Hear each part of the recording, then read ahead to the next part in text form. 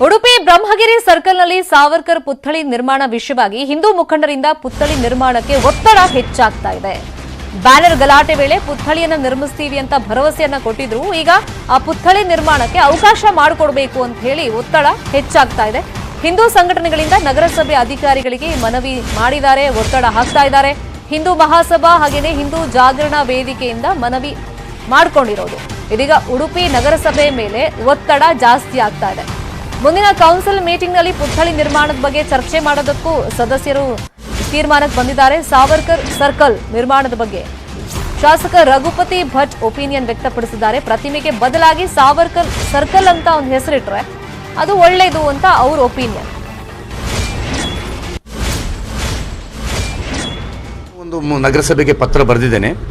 ಪ್ರತಿಮೆ ಮಾಡೋದು ಅಷ್ಟು ಸಮಂಜಸ ಅಲ್ಲ. ಯಾಕಂದರೆ ನಾಳೆ ಅದಕ್ಕೇನಾದರೂ ಅವಮಾನ ಆಗೋದು ಇದಾಗೋದು ಮತ್ತೇನಾದರೂ ಅದು ಮೇಂಟೈನ್ ಕಷ್ಟ. ನಾವೀಗ ನಮ್ಮ ಹಳೆಯ ತಾಲೂಕು ಆಫೀಸಿನ ಸರ್ಕಲ್ ಅದಕ್ಕೆ ಯಾವುದೇ ಹೆಸರಿಲ್ಲ. ಈಗ ಅದಕ್ಕೆ ವೀರ ಸಾವರ್ಕರ್ ಸರ್ಕಲ್ ಅಂತ ನಾವು ಹೆಸರಿಡಬೇಕು ಅಂತ ನಾಡಿದ್ದು ನಗರಸಭೆ ಅಧಿವೇಶನದಲ್ಲಿ ಪ್ರಸ್ತಾವನೆ ನಾನು ಠರಾ ಬಿಡಲಿಕ್ಕೆ ನನ್ನ ಪತ್ರವನ್ನು ಈಗಾಗಲೇ ನಗರಸಭೆಗೆ ಕೊಟ್ಟಿದ್ದೇನೆ. ಖಜಾನೆ ಎದುರು ಇರುವಂಥ ಒಳ್ಳೆಯ ಇದು ಇಲ್ಲಿ ಮೂರ್ತಿ ಮಾಡುವ ಬಗ್ಗೆ ಇನ್ನು ಚರ್ಚೆ ಮಾಡಬೇಕು. ಯಾಕಂದರೆ ಮೂರ್ತಿ ಮಾಡಿದ ಕೂಡಲೇ ಮತ್ತೇನಾದರೂ ಸಮಸ್ಯೆಗಳು ಕ್ರಿಯೇಟ್ ಆಗುವಂಥ ಚಾನ್ಸ್ ಇದೆ.